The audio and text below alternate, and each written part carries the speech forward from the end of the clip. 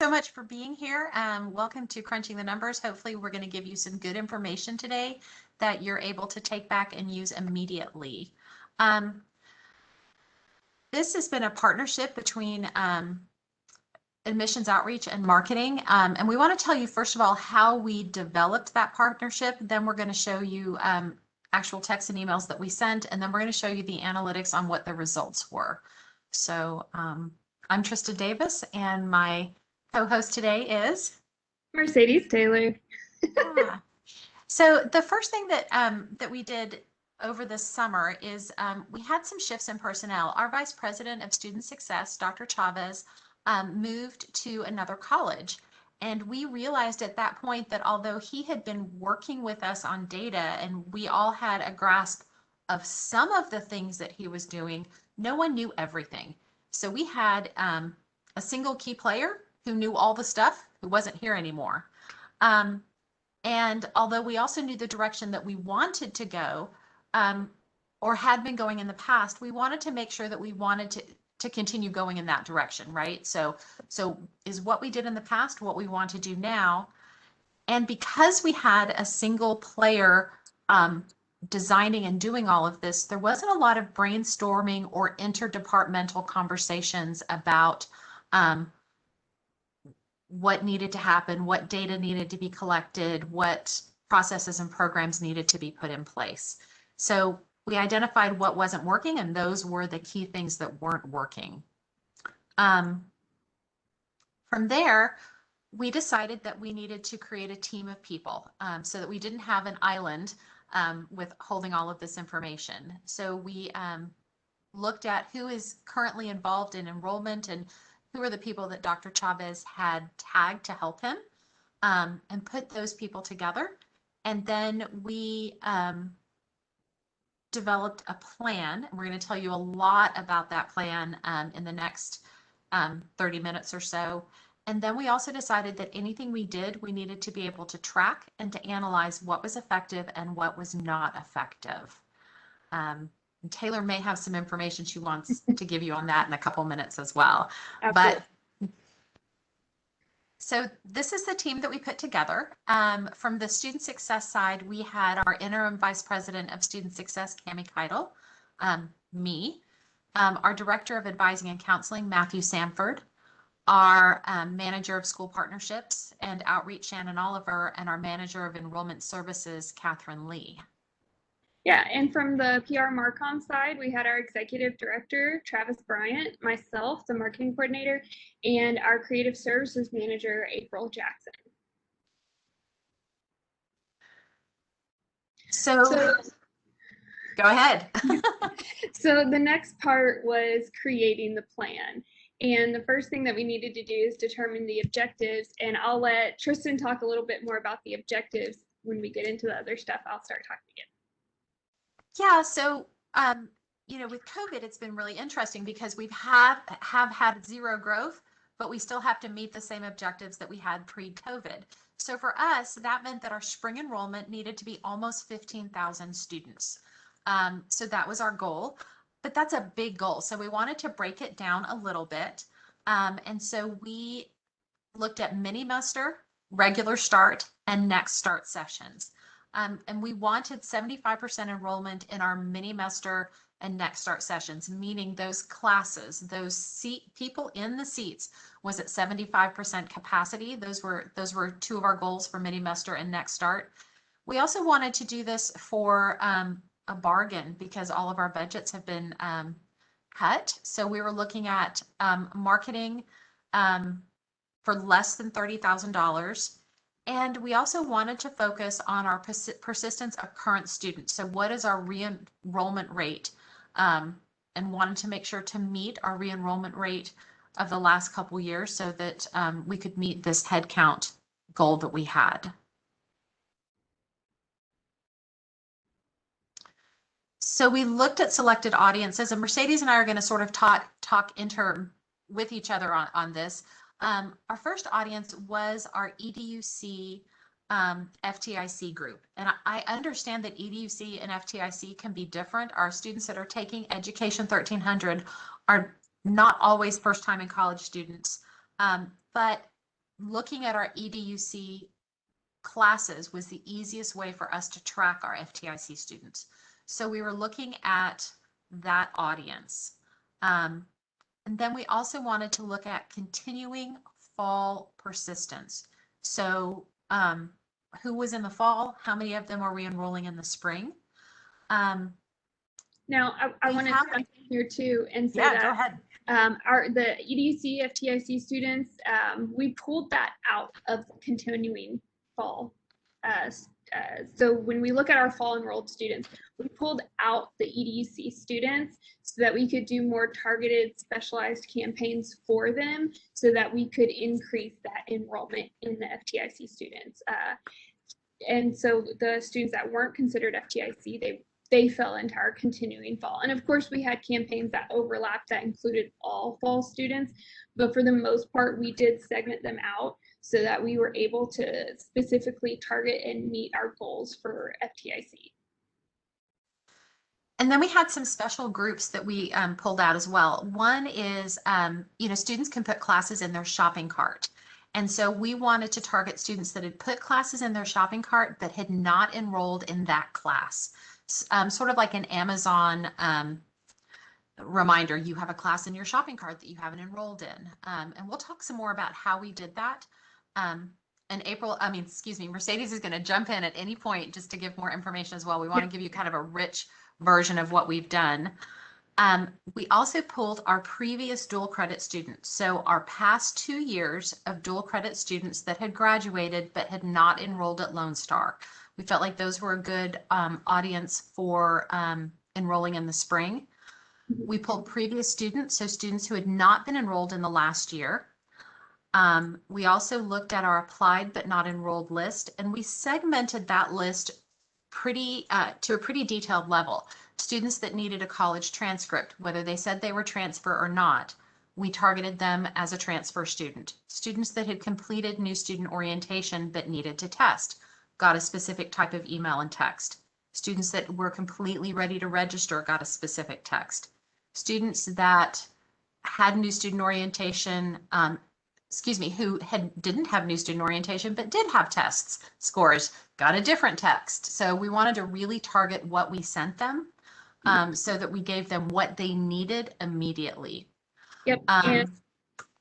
And also with applied but not enrolled, there were 2 different groups to this. There were the students that applied, specifically spring was their first application, right? They were new applicants for spring. But we also went back to the past 3 semesters of students that had applied but didn't move any further in the process, right? So we focused those messages separately on new applicants and then past applicants so that we would be able to encourage them to get back into the process so that they can, for whatever reason, something stopped. And we knew that there was probably a large chunk of applications that stopped because of COVID. And so trying to reach out to those students and let them know about the resources that we had so that they would be able to go all the way through the funnel. And then we also looked at students that had enrolled but hadn't paid, right? So they'd done all of the things, but they hadn't paid.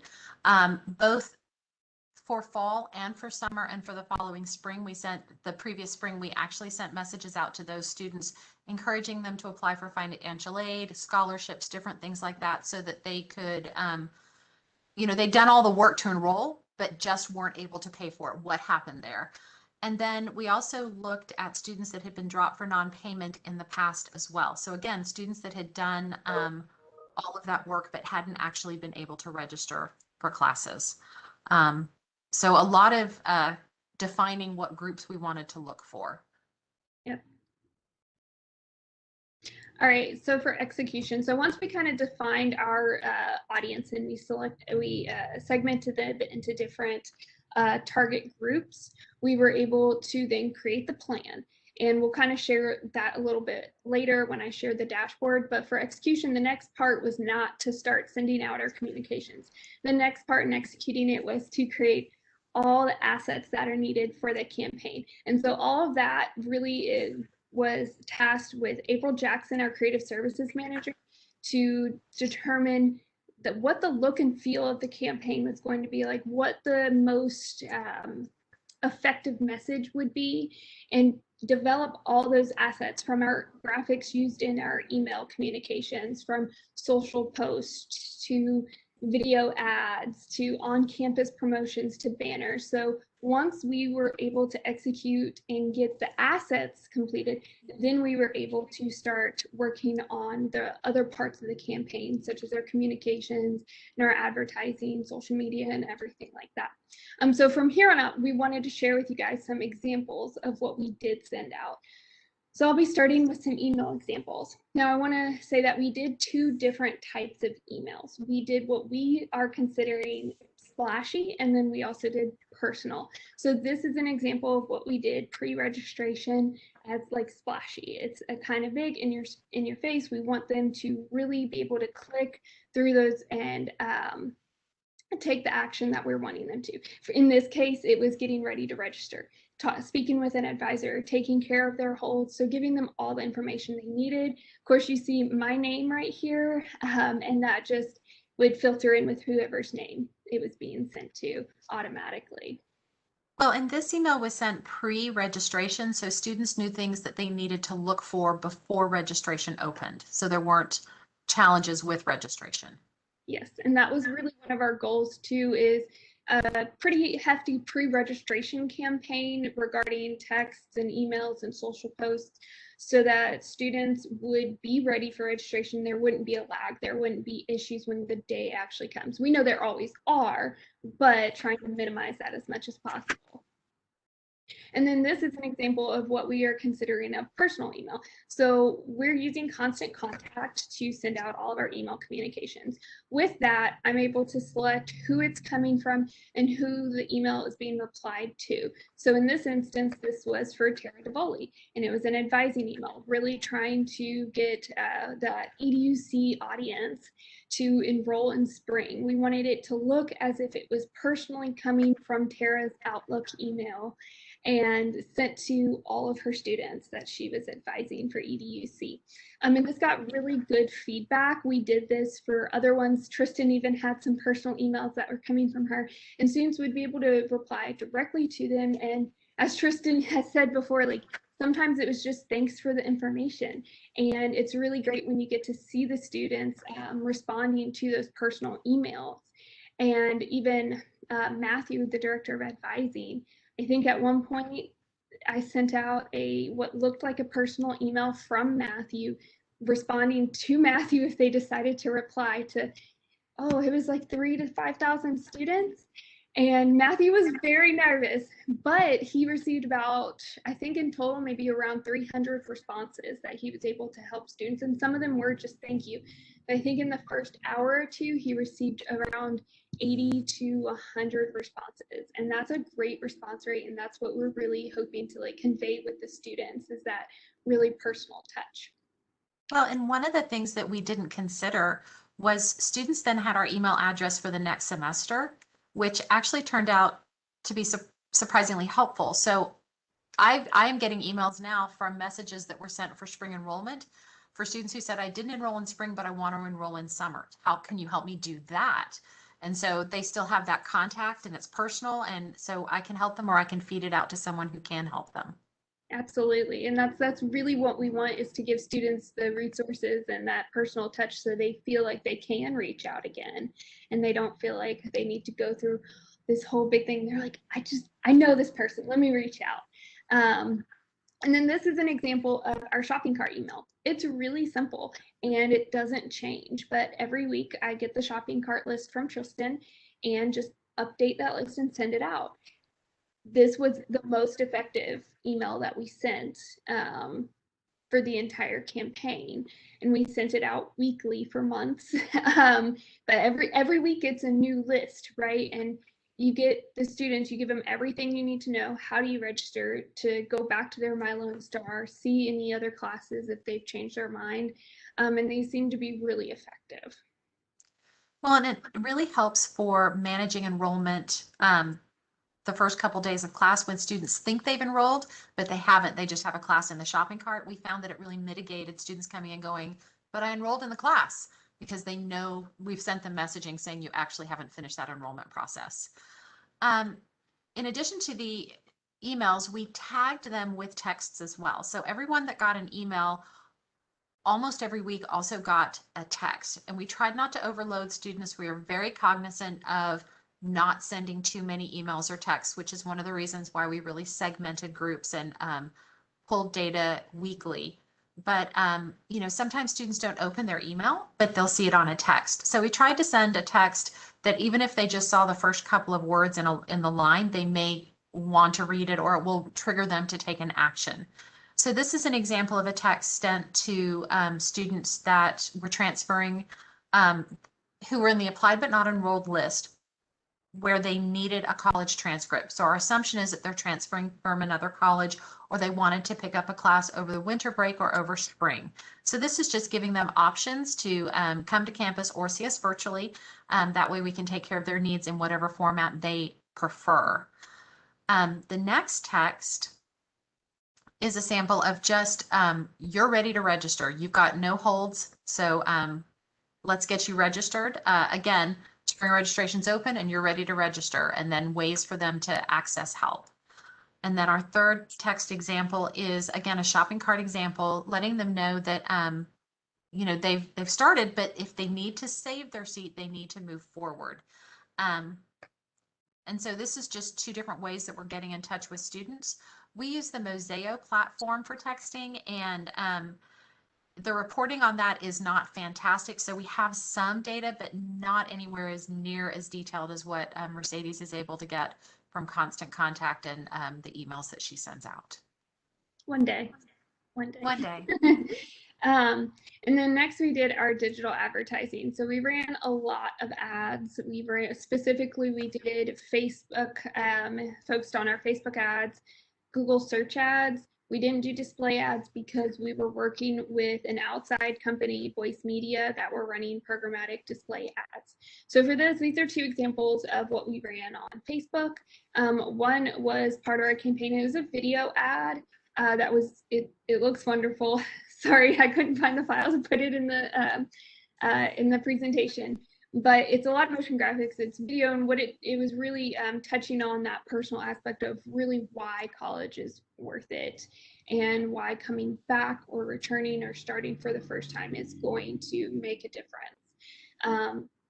And then of course we're always promoting a lot of our workforce programs, but we're specifically focusing on our professional pilot program, since that is one of the newest programs that we have. And then we did this ad was super cute, and we did a old school game style, and it had our highest engagement on the ad and the best stats also, and it ran for the shortest period of time. It was for our winter mini-mester. We really wanted it to be fun because for that target, we're really looking at students that were out of college, out of their fall semester. They're in between fall and spring at a four-year university, and we really wanted to encourage them to come get that extra credit out of the way. And then that's just an example of our search ads. Our search ads perform pretty well.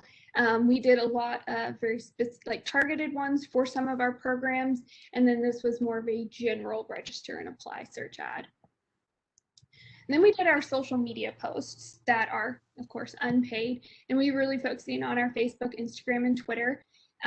This was a pre-registration post, really trying to encourage students to enroll and let them know, your time is precious, and having a message that speaks to them. We made our social posts more general in terms of audience. We're not assuming that you're a new student. We're not assuming that you're a returning student or a current student, because we're trying to reach a large variety of people. Here's an example of one. There was an image attached to it, but I kind of wanted to show all the information that we gave to students when registration was open, because of course at that time it was not as easy to get on campus and hours were changing, and so making sure that students knew about our virtual services and the on-campus services that we did provide. And then here was one we did talk about payment deadlines.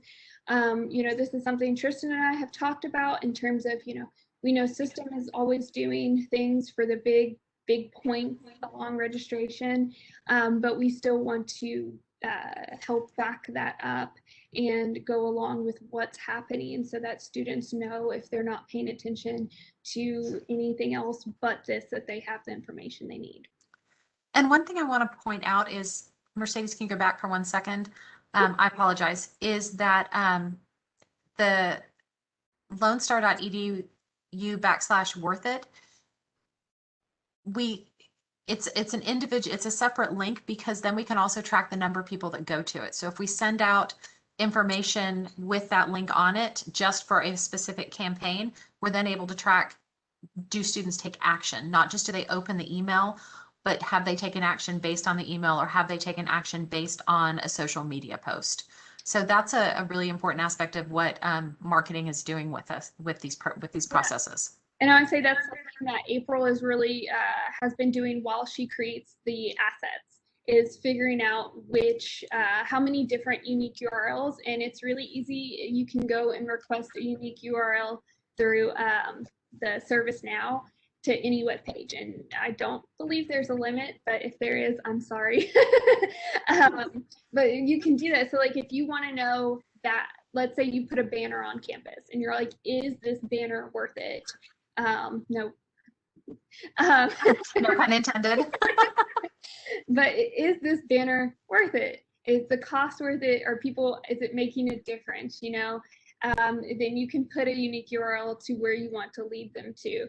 Now you can do the same thing on digital displays, right? Because it's not a link that they can actually click. So there's a lot of different things that you can do with it to measure success. Yeah. And then our total cost. So our total cost was about $25,670.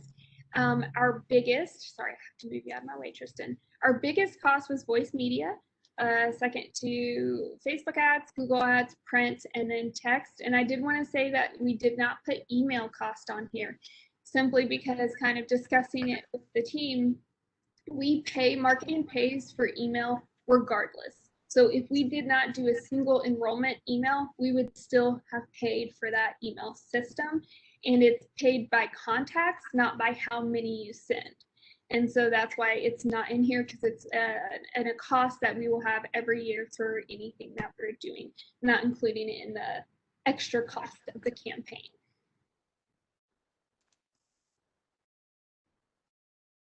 All right. So Tristyn and I wanted to do a hot takes. So I wanted to look at what was most effective and what was least effective on my side. And for me, email and texting, Tristyn and I talked about, seem to be the most effective, right? You're getting them right as they're looking at their email. Our email and click rates and open rates were really high. And based off of the conversions, that was the channel that was most effective in reaching our audiences. Now, our least effective were the non-paid social posts. We use Agorapulse to schedule and track social analytics, and we really found that we had a very small following and our reach was even smaller, probably around like about 300 average for Facebook, maybe 300 to 400 for Instagram, and then non-existent for Twitter. We just have very low engagement on Twitter. And but however, we did find that our paid Facebook ads performed really well and above industry standards. And so that helped lead people to our pages, although our organic posts didn't have the same effect that, you know, we would hope for.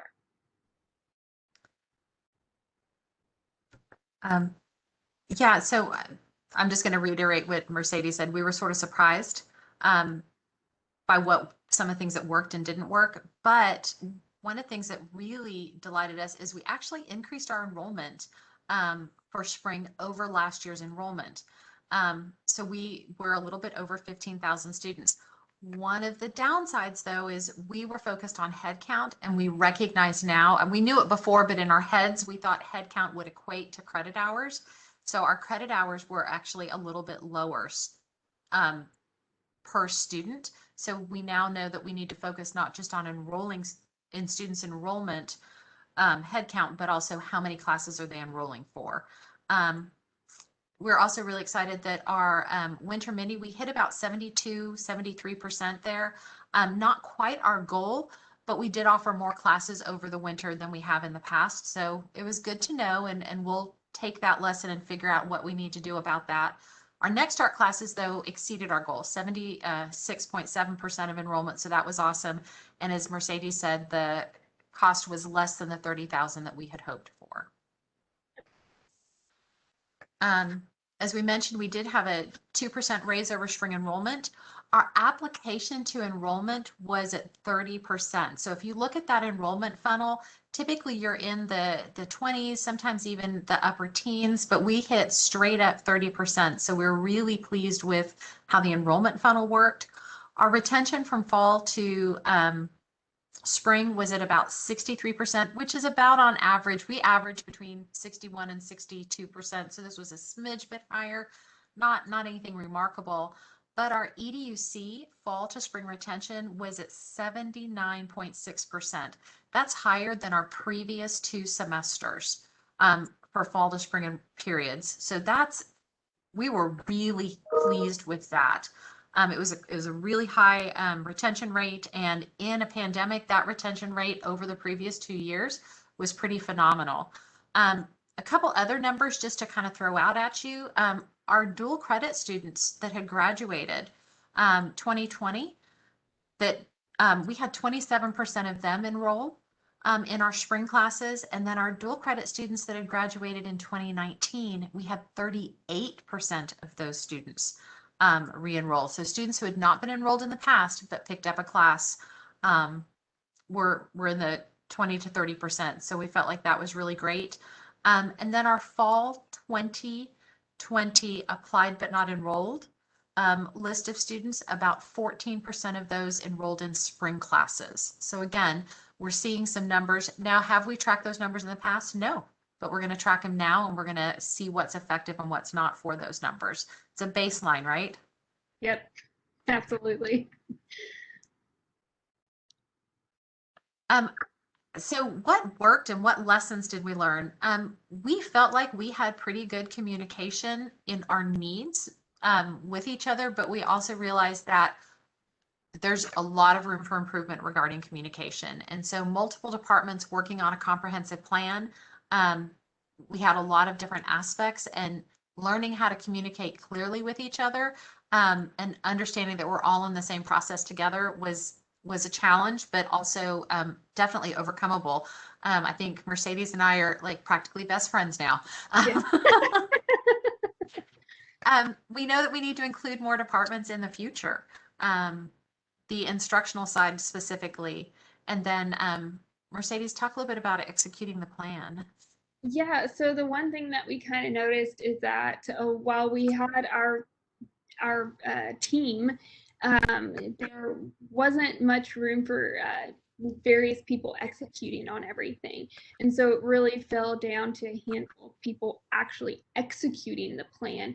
And while everything went according to plan for that campaign, to be honest, we want to make sure that we can train more people that are able to jump in and step in and help when we need the help and when we things maybe don't go according to plan.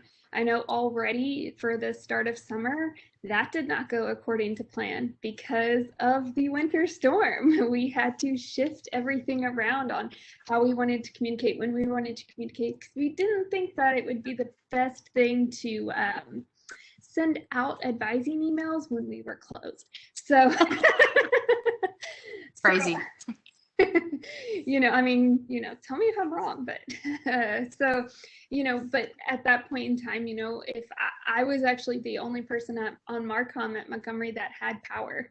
But if I had not had power, if there's an accident or something, then, we want to make sure that everybody knows how to execute the plan and that we have multiple people able to do this. Because we did start with a small team, and so we want to grow the team, and we want to be able to grow who knows what's going on. Yeah, exactly.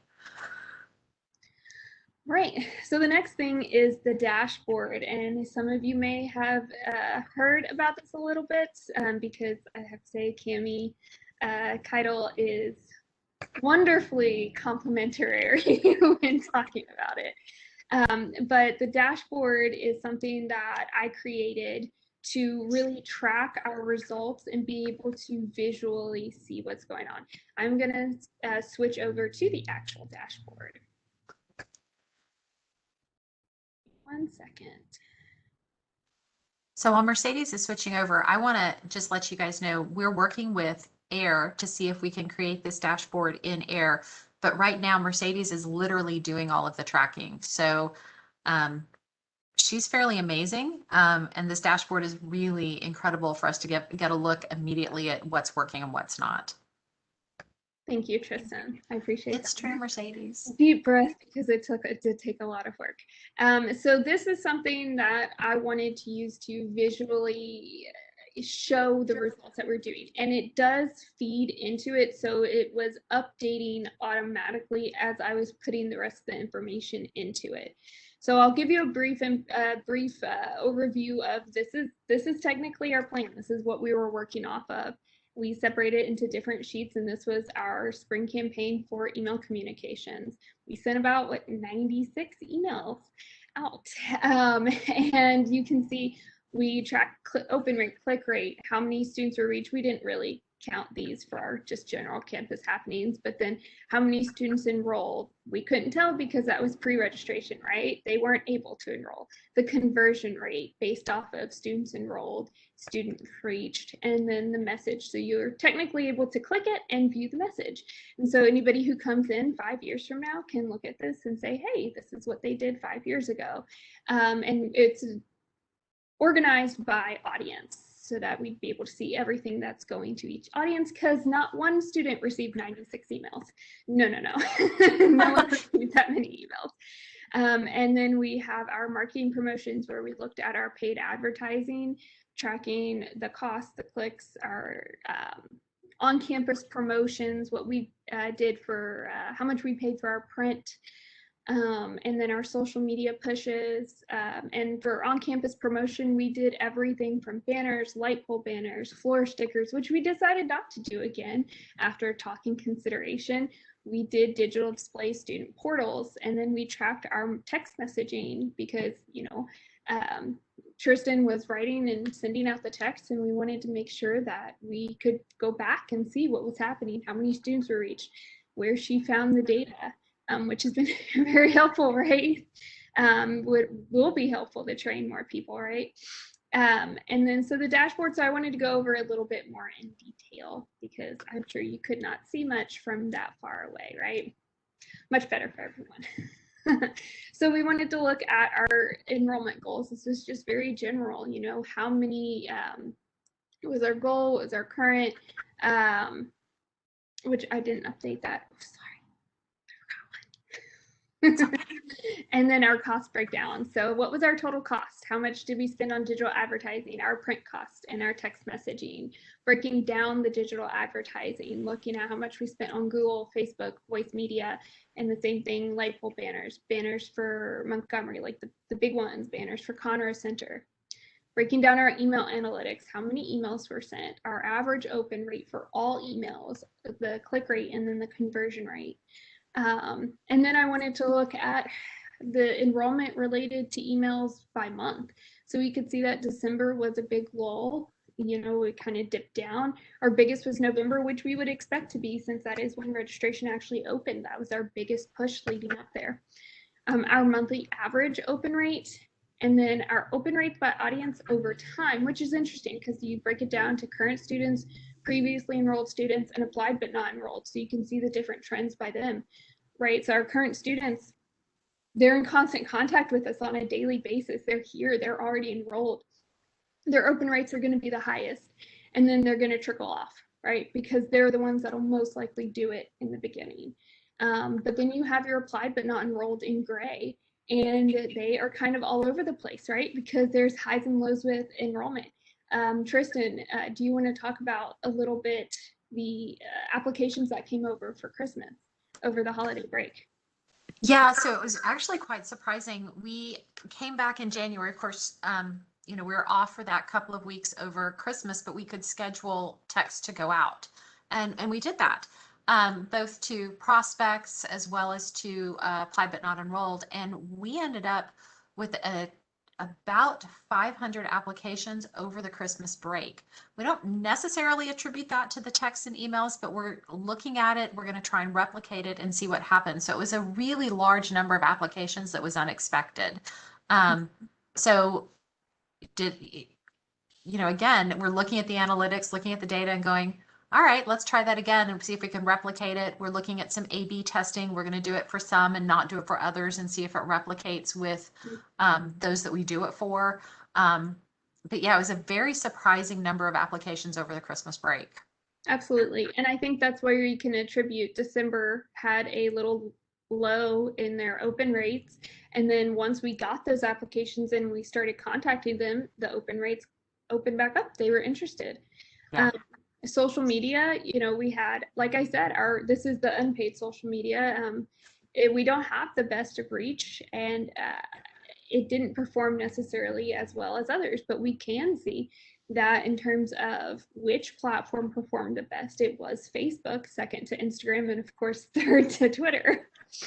And then we had our text messaging analytics. We sent a total of 37 texts, and it was about 4 cents per text, and we reached over 33,000 students with our texts. We can see the months that we reached students the higher, and it kind of follows the trends that we've been seeing with open rates. Why spend a lot of money in December if students aren't going to be receptive to what you're sending out as much as they would be in November or January? The cost per month, and kind of like a trend line of what we're seeing, that kind of general curve up and down. And then we have our digital advertising, our analytics here, and we did in total 15 ads with over 45,000 link clicks, an average 2.01% click-through rate and a 1.19% cost per click rate. And then breaking it down per platform for the total clicks, the average click-through rate, and the average cost per click. And by looking at this is why creating the dashboard and looking at everything, besides just because this, you can digest the information a little bit better than you can digest this, right? You can see the trends, you can see what's happening, what's working. What we found is that, for instance, voice media is the gray. We found that we got really low amount of clicks, a pretty low click-through rate, which for anyone that doesn't know, the higher the click-through rate, the better. You want a higher click-through rate, not a lower one. And then it was also $11.48 per click. So with that in mind, we actually made the decision for summer and fall to not use voice media again. That was $9,000 that we put towards that voice media, and we just didn't feel like we saw the return that we would have hoped for. And that's something that, of course, in the future, we're going to look at and see if there's any other vendors or what we can do if we want to do this again in the future with an external company. So generally, creating the dashboard and tracking everything was allowing us to see a lot of different trends that were happening in a lot of different patterns so that we could make a bit more educated guesses in the future. But it's also really great when you are sharing it with your leadership at your campus and they're able to see things easily. Yeah. So at this point, I think really we're open for any questions that you guys have. Anything about what we've created, what we did, what worked, what didn't work.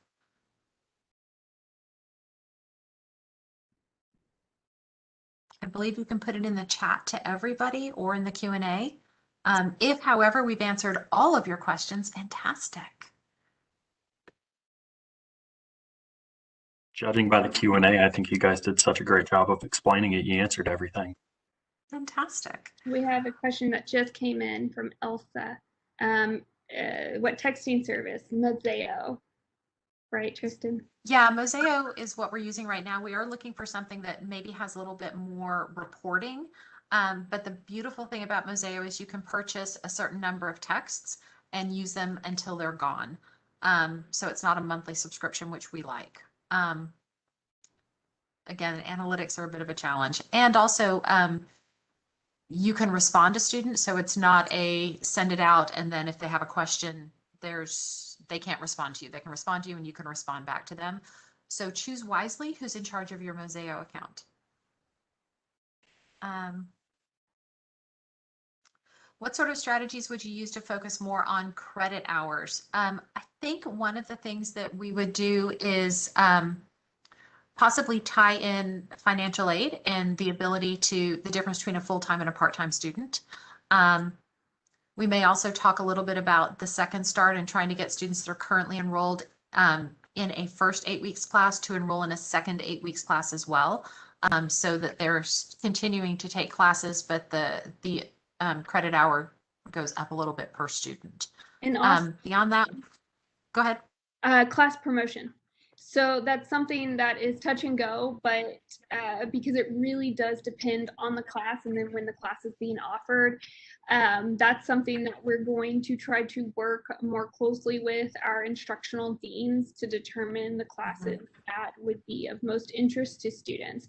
We had we were contacted, marketing was contacted, maybe 2 weeks before the winter mini session started.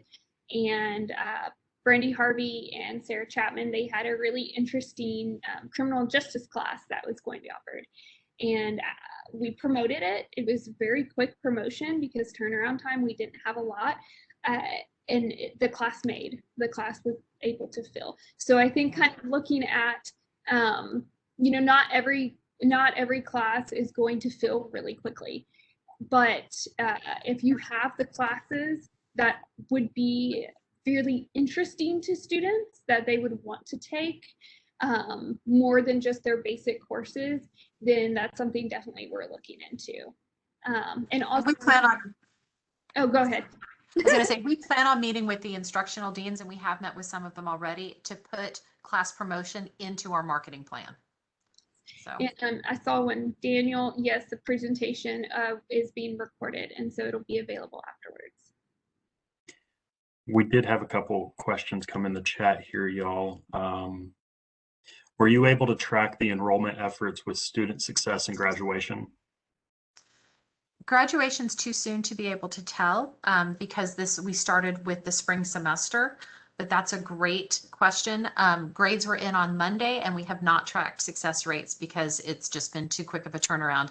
We were focused on getting data camp information together, but we will be because we want to know whether or not, we don't want our students enrolling and then not being successful. So really good questions. And one more here about our texting service. Do you purchase the number of texts or the number of people texts go to? The number of texts, and the more you purchase, the less expensive it is.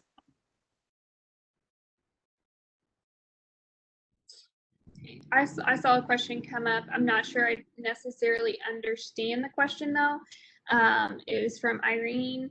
Are you able to present voice links to high school student/parent websites?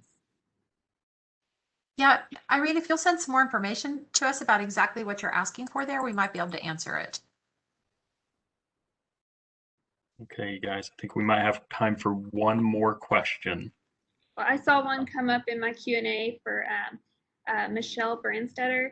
Besides connecting them with advisors, how can instructors help to improve campus enrollment goals? And I think that's an excellent question. Tristyn, do you want to take that on a little bit? I'm sorry, I was reading something sent to me directly. Can you ask that question one more time? I apologize. Besides connecting with students with advisors, how can instructors help meet enrollment goals? So that's a really great question. And we actually did have a session this morning with one of our EDUC instructors. But one thing we piloted, not this year because we didn't have as many people on campus, is we did actually pilot instructors signing up for advisors and admissions folks to come in and register their students in class. So that was an interesting thing that we tried. I think the other thing is instructors just being aware of when registration opens and encouraging students to go take that step. They see instructors way more than they see anybody in student success. And honestly, they have such a great relationship with their instructors that they really trust them to tell them what they should be doing and to give them good information. So I think just awareness of when registration cycles are happening. And I think most instructors are aware of that, but just saying the words a couple times to students, I want to see you next year. Have you all enrolled? I want to hear what you're doing next. You know, are you graduating? Are you transferring? What are you doing to encourage the students to continue in their education? Cool. Absolutely. All right. Thank you guys very much. Yeah, absolutely. Thank you. Great And information. the videos for all of the sessions will be posted on the Data Camp website. So give us a couple of days to get that done. And if you want to re-watch one of these fantastic presentations or see it for the first time, that's where they'll be. Perfect. Thank you so much. Thank you. Thanks, Absolutely. Cameron.